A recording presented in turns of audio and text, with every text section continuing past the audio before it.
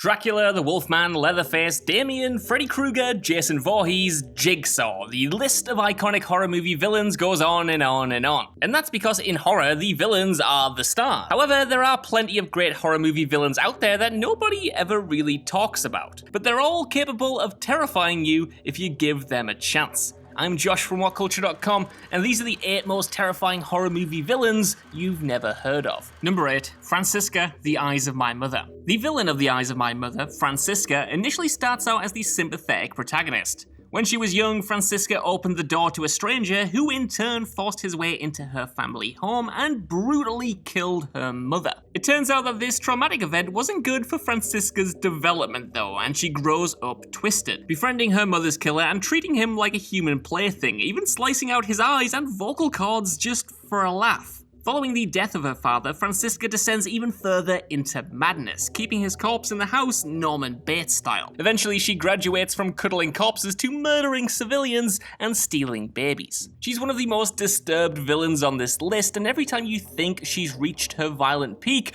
she just surprises you with something even more ghastly. Number 7, Kent the Clown.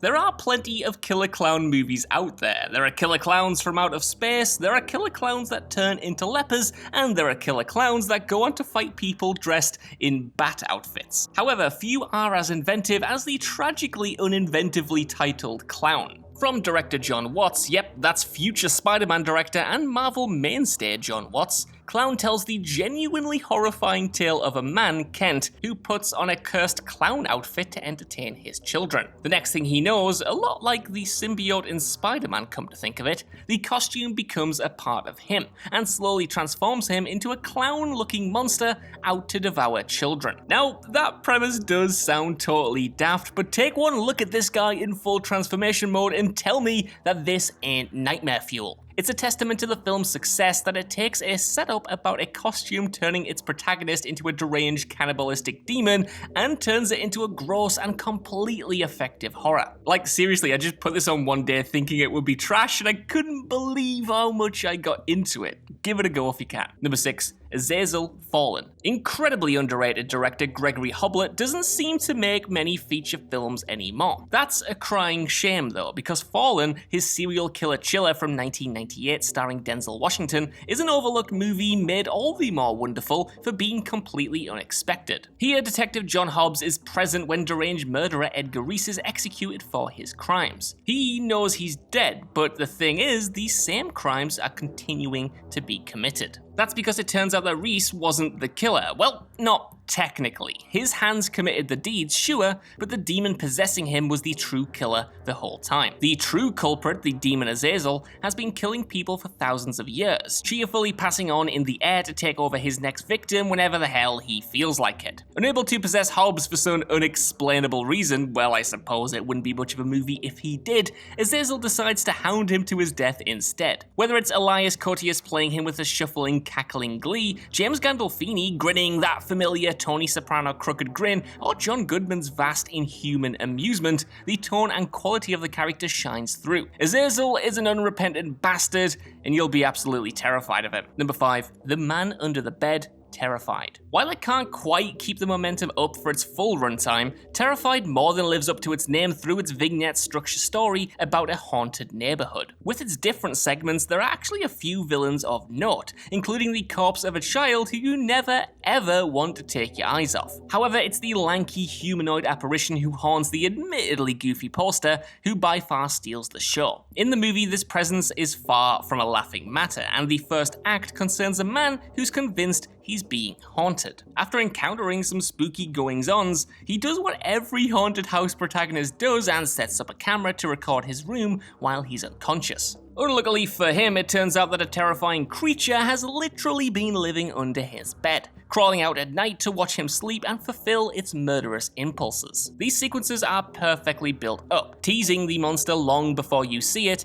and you'll leave never wanting to check under your bed ever again. Number 4. Peter Bug. While he's best known for giving the world The Exorcist, William Friedkin never stopped making great films, and 2006's Bug is a testament to that fact. This deeply disturbing psychological horror concerns Michael Shannon's war veteran Peter Evans, who strikes up a relationship with a lonely woman living in a motel room called Agnes. Slowly, Peter reveals to her his big secret. He's convinced that during his time in the war, he was part of a sinister government experiment and that they're monitoring him right now. He claims their room is infested with bugs, the literal blood-sucking type, and becomes increasingly violent in his attempts to rid them from his body and the motel at large. Though she initially doesn't see them, and neither does the audience, he convinces his new partner to join in on his delusion, as the pair shut themselves out from the outside world. Shannon's performance, while initially quite endearing, grows to be completely relentless by the end. With his delusion hitting full gear, he becomes nothing more than a psychotic shell of a human, utterly terrifying in his dominance. You wouldn't want to mess with this guy on a regular day, never mind when he thinks you're nothing but a robot sent by the military to get him re-enlisted in a top-secret experiment. Number 3. Simon, Session 9. Brad Anderson's underrated chiller is set in the decaying remains of the real-life Danvers State Hospital, the very same asylum that inspired H.P. Lovecraft's Arkham Sanatorium. It's about a group of asbestos removal men who are sent to the abandoned hospital but discover a box containing tapes of the hypnotherapy sessions conducted with one of the more bizarre patients, a murderer with dissociative identity disorder. The tapes reveal a child called Mary Hobbs killed her entire family when she was just 14 years old. One of her personas, the princess, is sweet and childlike, while another, Billy, tries to protect her from remembering the things that might distress her, which includes Simon. The Simon persona possessed Mary, and now it's jumped to one of the men in the asylum and is repeating the same homicidal activities. Though nothing more concrete than a voice, his bruised, slightly upper-class accent on that final tape describing the horror he put Mary through is harrowing as all hell. And that's nothing compared to the events he orchestrates in the film itself. Number 2. Dr. Philip Decker / Old Buttonface, Nightbreed. I don't know why, but there's something really satisfying about finding out that one of your favourite performers or artists is also ultra talented in another field.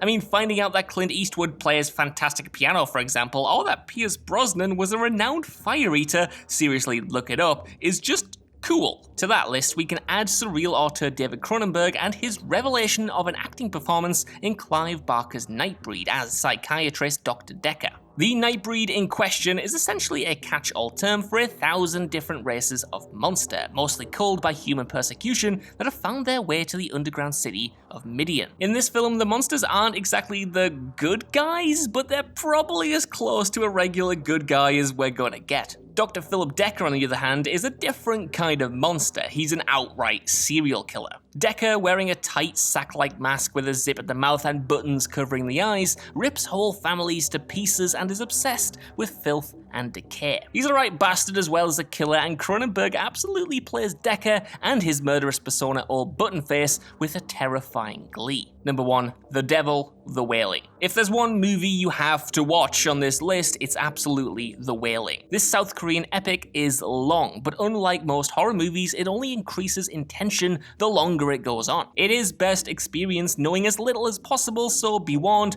I'm about to spoil one of the biggest reveals here. The film itself concerns a detective's attempt to get to the bottom of a seemingly supernatural sickness spreading throughout his village, an epidemic which has coincidentally started following the recent arrival of a mysterious man. It's made clear that this stranger is related to the violent deaths somehow, but the extent of his villainy isn't revealed until later when he transforms into what another character just outright dubs the Devil. The sickness that's spread has come from his possession of people across the town and driving them to murder. The reveal is superbly intense, the makeup effects are great, please watch it.